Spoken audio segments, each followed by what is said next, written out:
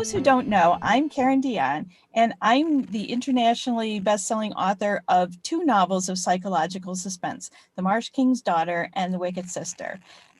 Both of them were bestsellers in the foreign markets, and The Marsh King's Daughter has won a number of awards, and is also currently in development as a major motion picture that's supposed to start filming this summer with Daisy Ridley starring as Helena. So, you know, if I'm grinning a little large tonight, that's why.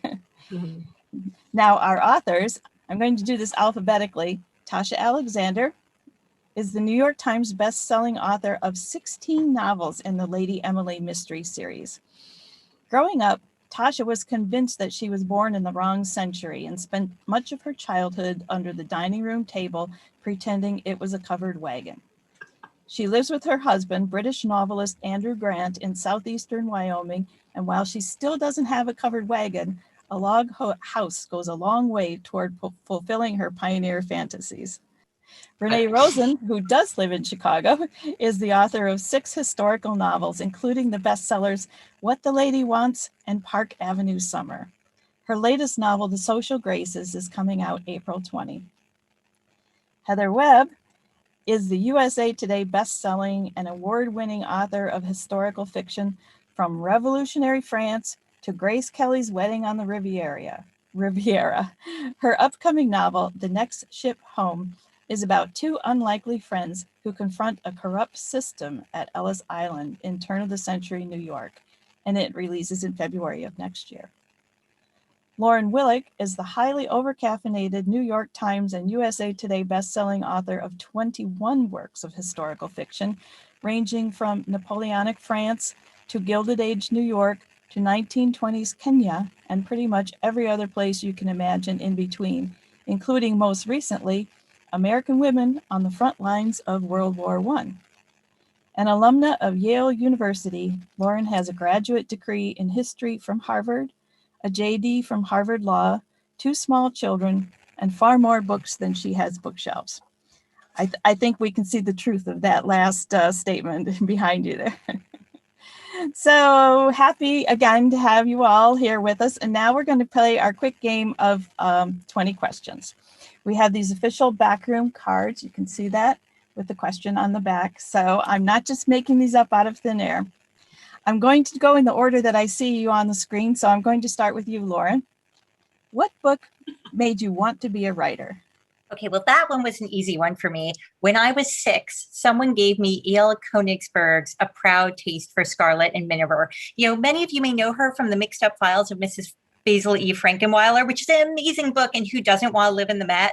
But I fell in love with A Proud Taste for Scarlet and Miniver, which is a historical novel about Eleanor of Aquitaine, told from the point of view of Eleanor's old friends and enemies, while they're all sitting on clouds in heaven, waiting for enough lawyers to be admitted to argue Henry II's case. It is snarky and feminist and hilarious. And I finished reading it and was like, I want to write books like these when I grow up. But, you know, minus the lawyers in heaven bit, but generally that. That sounds awesome. Heather, when do you feel most creative? Oh, I would say at 5 a.m., believe it or not. I'm one of those 5 a.m. Writers Club people. When my kids were toddlers, actually, and babies, I would get up actually at 4 and write from 4 to 6:30. And then naturally I'd have to nap with them when it was nap time. But first thing in the morning, I don't have email and the world is quiet, and I set the coffee pot, immediately get up, have a latte, and I don't open anything except for the manuscript. So that's the best time for me. Perfect. Sounds like heaven. Tasha, which author would you most like to have coffee with? Oh my gosh. How can I pick one? I better say my husband, right? Or you could pick a dead one. Oh, a dead one. Yeah, I think probably Georgette Heyer. I mean, I think she would have a lot to say. And I mean, I think she would be snarky and fun and caffeinated. So yeah, and I love her books. So I would have to not fangirl too much, but yeah. I don't know if I could do that. Thank you. Renee, what's the title of the first thing you ever wrote? Oh my goodness. Well, let's see. It was a book when I was in high school called The Young Professionals. This was before there was a yuppie or anything like that. It was horrible. The first line was something like, Daphne, I don't remember her name, it was Daphne something other, suffered through the first of what would be a lifetime of endless nights to follow. And it went downhill rapidly from there. So, yeah. Cool. We have asked this question of other authors, and everybody can name the title of the first thing they wrote. I think it's pretty cool. Lauren, your question is, we would like you to name a book that you can read over and over again. Okay, there are many that fall in that category, but right now, because I just recommended it to people because it was on sale on Kindle, Lois McMaster Buchholz's The Curse of Chalion. It's basically like a less gory, much better Game of Thrones, a pseudo-medieval fantasy land in which there's, wars between kingdoms and, all sorts of intrigue. It's really such great fun. And I've reread it at least a dozen times, including while breastfeeding my younger child at 4 a.m, and it still held my attention. Wow. What was the title again? The Curse of Chalion, or Chalion, if we're going to be French about it. I'm not sure which it's meant to be, but Chalion, and it was just a Kindle deal. It might still be. Okay. Heather, do you write on paper or with a keyboard?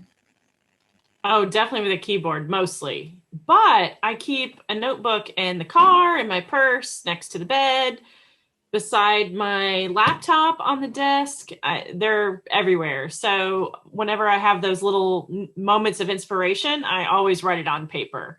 Or if I get really stuck on something, then I will break out the old paper and pen and sort of work through whatever the scene is. But yeah, you just get so much faster and so much further these days on a laptop. It's hard to think about writing a full novel on paper, but yeah.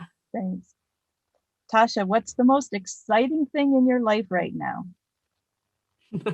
Well, wow. There's not a lot. I've got an appointment for a vaccine, so that's exciting. I never thought that would be exciting. Actually, it's exciting. My son, who, and I don't understand this because he's 5, he is defending his senior thesis tomorrow morning. He wrote about Lucretius and Virgil, and I'm going to have to watch it via Zoom, but that's very exciting. So. That is exciting. Absolutely. Renee, what word do you use too much? You know what I use too much? Then is my crutch word, because when I'm telling, I'm going from like scene to scene, sentence to sentence, and then this happened, then that happened, then she did this, then. So I have to be on patrol to strike out all the thens. All the thens, yeah. Not a very exciting word, but it's my crutch word. Yep. I think we all have them. Lauren, what's the best piece of advice you got from another writer? If you're writing, you're a writer. Actually, though, I'm cheating. It wasn't from another writer. It was from the wife of Georgette Heyer's publisher, who had me to tea when I was a grad student in London. And I told her I was working on this book and I really wanted to be a writer, but goodness only knew if I should keep going with it. And she looked at me and said, "My dear, if you're writing, you're a writer." And that really stuck with me and kept me going through many dark times. And even now, I think many of us, we all suffer from imposter syndrome, no matter how many books we've written. And I will still sit there and think, okay, if you're writing, you're a writer, and just keep on going. Wonderful. Heather, what's your current obsession? Oh, I would say this Caudalie lip balm. I would say Cold War era anything. I'm kind of digging into that. And I would say a Médoc, so a dry red wine from the south of France. I'd say those 3 things are currently my favorite things. Until we get out of this pandemic, those are my favorite things in my obsessions. Nice. Tasha, do you have any hidden talents? I really don't have any talents. I just eke by clinging to my desperation. No, I do have one. I do have a talent. I know exactly when to stop drinking. Like, I know the moment not to stop, and I've never had a hangover as a result. So that is my. You are the only one who was coherent when you and Deanna and I did panels together after drinking. Yes. Perfect. That's perfect. And one last question for Renee. What's the most adventurous thing you've ever done? Oh my God. We were in Mexico, and it was very early on in my association with John. And he wanted to, I don't even know what it's called. You like go up in a boat and you hang and you go floating around, and Parasailing. I was still, what was that? Parasailing? That's it. That's the thing I did. And I was still sort of negotiating that I wasn't quite ready to do this when they took off, and off I went. And it was the loneliest 9 minutes of my life. And I'm looking at John, he's turning into a pinhead, and I was terrified. And he said, "Wasn't that great?" And I said, "No, dry land, solid ground." So yeah, that was the most daring thing I've ever done. Yeah. Never do it again. I'm not an adrenaline junkie. No, but you can use that in your writing if you need to, that fear, Yeah. right? Now you know. Yeah. So, okay, that's the end of the 20 questions. Now we want to ask each author what book they're recommending that everyone should read. So again, we'll start with Lauren. What's your current recommendation? Okay, so I forgot to bring it with me before I locked the door to lock my preschooler out. So I apologize, I don't have it pulled up, but I'm recommending The City Baker's Guide to Country Living by Louise Miller. Oh, yay, there's a picture, because it's one of these wonderful books that manages to be simultaneously heartwarming and sarcastic at the same time. And I so appreciate that. So for everyone who loved Gilmore Girls or likes stories about people finding a new life in small towns or just generally likes snark, I highly recommend The City Baker's Guide to Country Living. Sounds wonderful. Heather, what about you? So I actually have a copy of it here.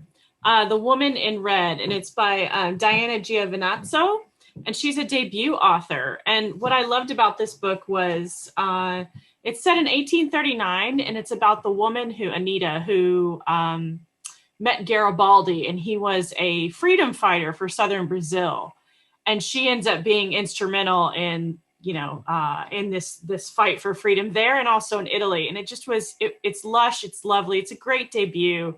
And it was really fun to read something from a different era and from a different location because, there are trends in historical fiction, just like in any other genre. And we've kind of gotten caught in certain eras. And I love that this was really fresh. And she did a great job. Wonderful. Yeah. Tasha, what about you? Okay, well, I've been really kind of in comfort reading mode, and this enormous book, which I think is essential to have it be enormous in the middle of the pandemic, is one of my just all-time favorites, The Memoirs of Cleopatra by Margaret George. And Margaret George is just a master of historical fiction, and she is so great with delving into the primary sources and then turning them into this completely plausible, rooted in history story. And, you think you know about Cleopatra, but you really don't. Renee, what book are you recommending? Okay, so this is a book that I read a couple months ago, and I don't have, because I read the manuscript, but The Women of Chateau Lafayette by Stephanie Dray. It's coming out March 30th. Oh my God. This book was so amazing. And Lauren, I think you blurbed it also. I did, yes. Yes.